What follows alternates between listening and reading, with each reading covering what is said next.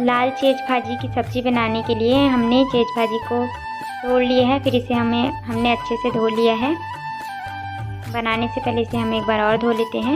इसके बाद हम कढ़ाई में थोड़ा सा तेल ऐड करेंगे। उसके बाद उसमें 3-4 कली लहसुन और सूखी लाल मिर्च ऐड करेंगे। इसे लाल होने देंगे, फिर इसमें भाजी को ऐड कर देंगे। अब हम इसमें जो भाजी बची उसे भी ऐड कर लेंगे। फिर इसमें हम चम्मच चला लेंगे। फिर इसके बाद इसे हमें ढककर थोड़ी देर पकाना है।